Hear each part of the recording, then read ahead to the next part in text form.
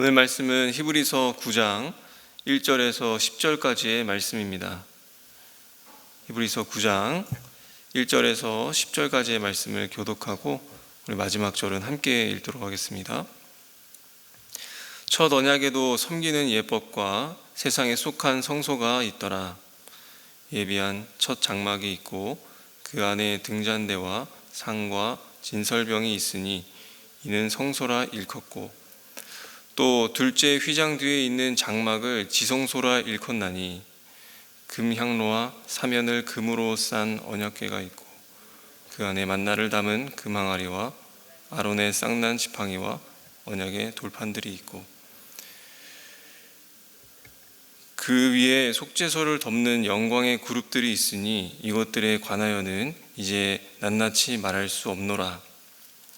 이 모든 것을 이같이 예비하였으니 제사장들이 항상 첫 장막에 들어가 섬기는 예식을 행하고, 오직 둘째 장막은 대제사장이 홀로 1년에 한 번 들어가되 자기와 백성의 허물을 위하여 드리는 피 없이는 아니하나니, 성령이 이로써 보이는 것은 첫 장막이 서 있을 동안에는 성소에 들어가는 길이 아직 나타나지 아니한 것이라. 이 장막은 현재까지의 비유니 이에 따라 드리는 예물과 제사는 섬기는 자를 그 양심상 온전하게 할 수 없나니. 함께 읽겠습니다. 이런 것은 먹고 마시는 것과 여러 가지 씻는 것과 함께 육체의 예법일 뿐 개혁할 때까지 맡겨둔 것이니라. 아멘. 오늘 히브리서 말씀은 이 구약의 제사가 사실은 예수님의 죽음을 상징하고 있는 것이다 라는 것을 말하고자 함입니다. 오늘 1절에 첫 머리에도 보시면 첫 언약에도 라고 이렇게 되어 있는데, 첫 언약은 구약이고 또 새 언약은 신약입니다. 이 히브리서 기자는 이 구약의 제사가 신약을 살아가는 자들에게 이제는 필요가 없는 그런 기독교의 유물로서가 아니라 구약의 제사 제도와 이 예수 그리스도, 대제사장이 되시는 예수 그리스도가 굉장히 깊은 관계가 있다라는 것을 이제 알아야 한다라고 하는 걸 히브리서 기자가 전하고 있는 것입니다.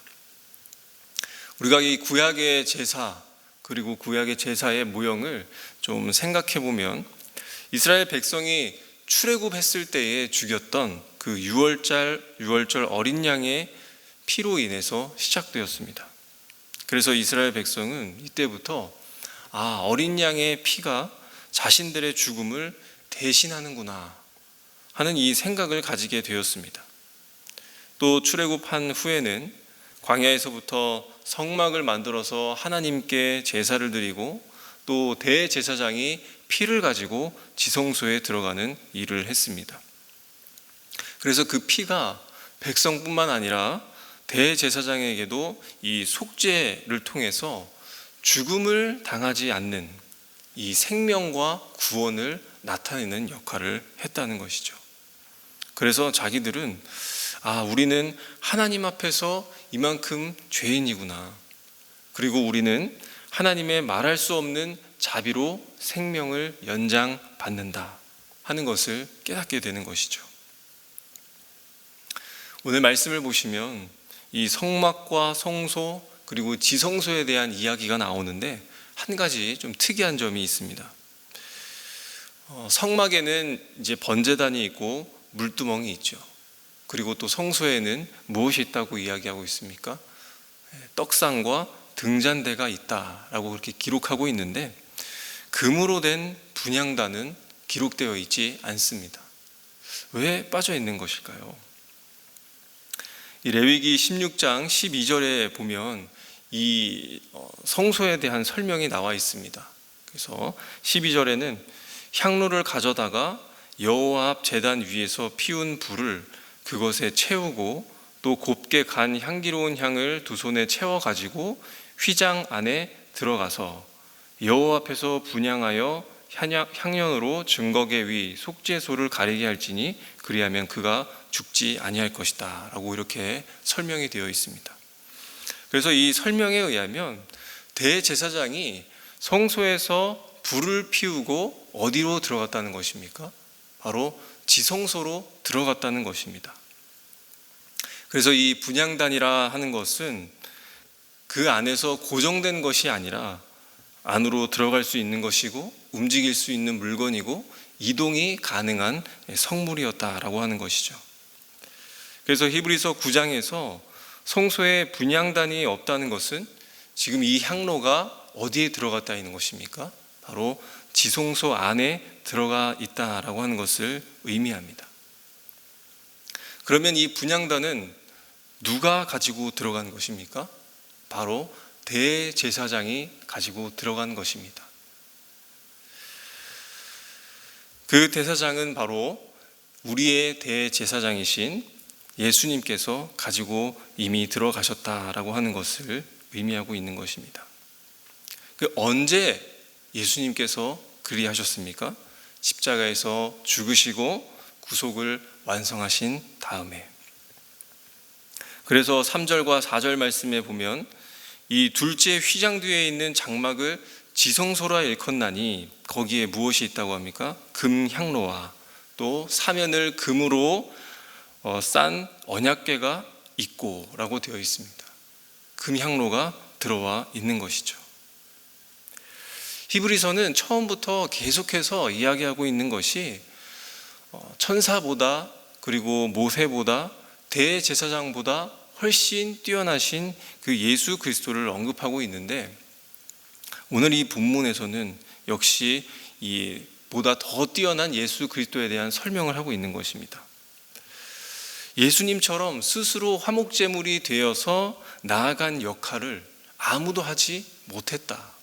천사도 모세도 대제사장도. 하지만 그 역할을 하신 분이 바로 예수님이시다라고 하는 것을 밝히고 있는 것입니다.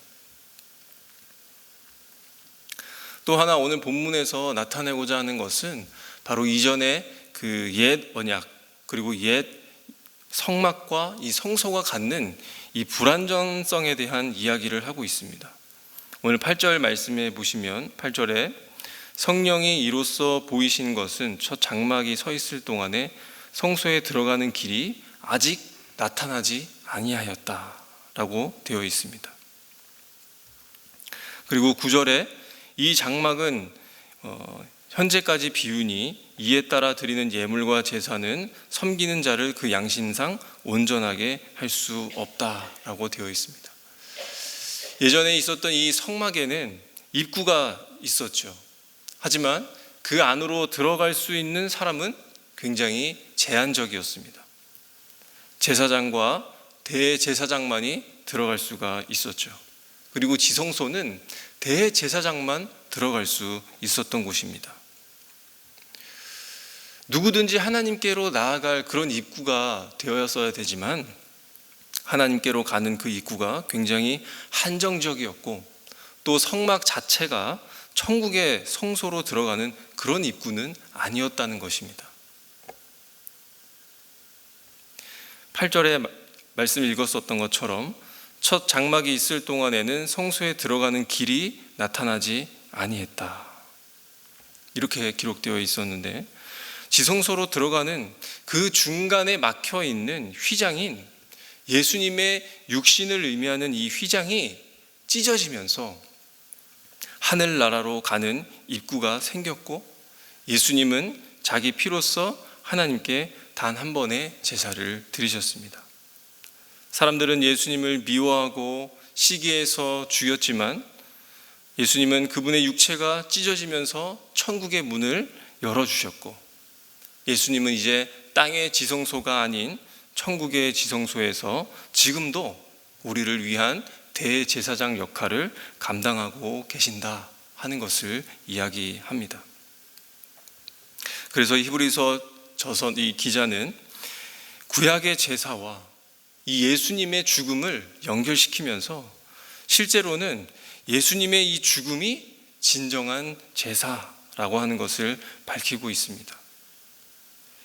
이스라엘 백성들이 수천 년 동안 지켜왔던 이 성전에서 드리는 제사는 미안하지만 예수님의 몸을 상징하는 모형에 불과했다, 모형이었다라고 하는 것입니다.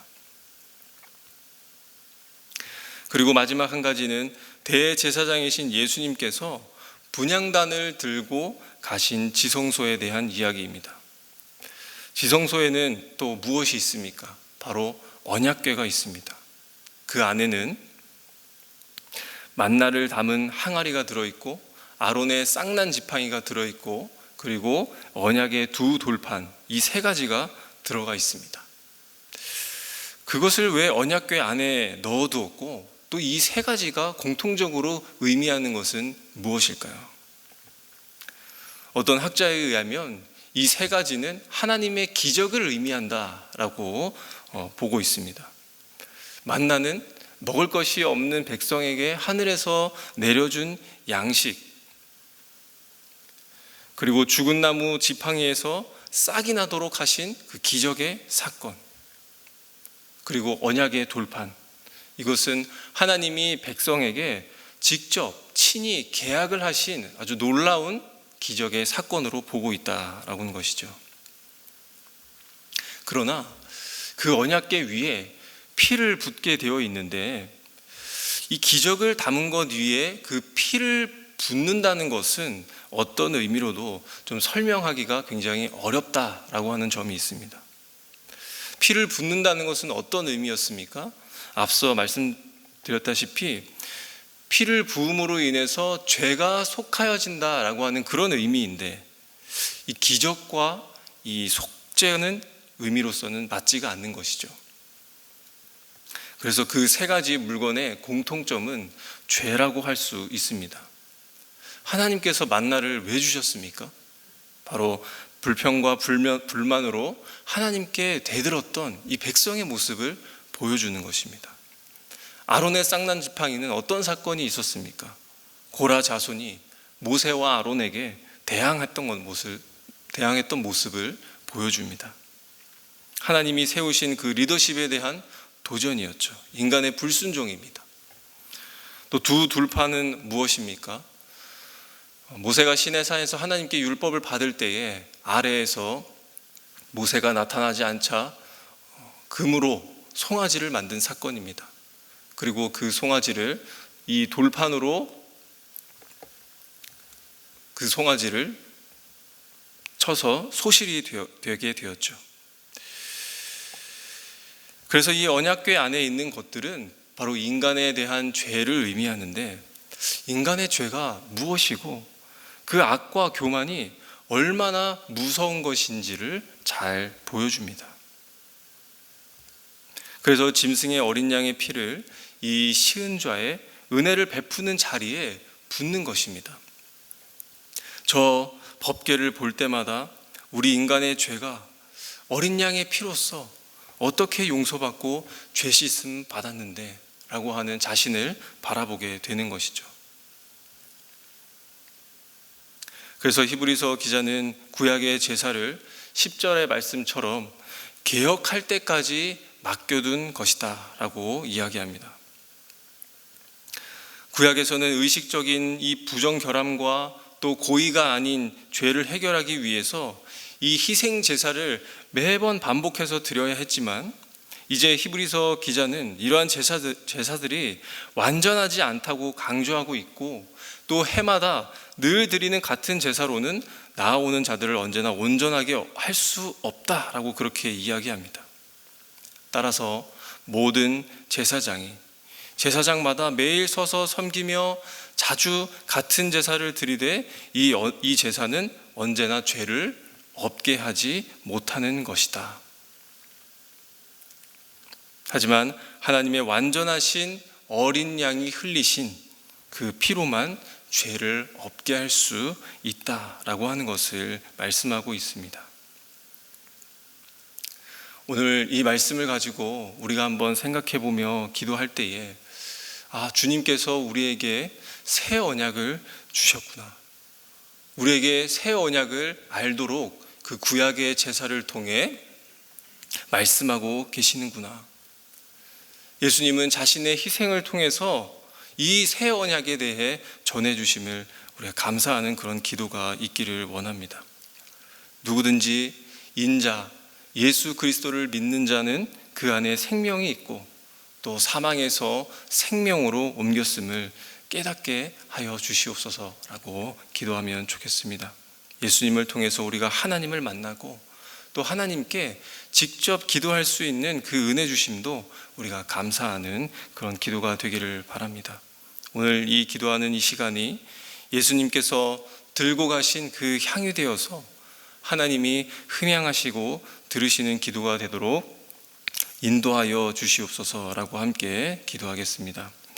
오늘은 특별히 국가와 또 선교사를 위해서 기도하는 날입니다. 지금도 비 피해로 많은 지역과 수많은 나라가 큰 피해가 아주 큽니다. 정말 한꺼번에 모든 것을 잃어버리고 또 중요한 생명을 또 잃은 자들, 가족을 잃은 자들, 하나님께서 그 슬픔과 또 슬픔에 잠긴 자들을 하나님 위로하여 주시옵소서. 또 그 슬픔에 잠긴 자들과 또 복구의 가망이 없어서 희망을 갖지 않는 그들에게도 하나님 살펴주시고 위로하여 주시옵소서.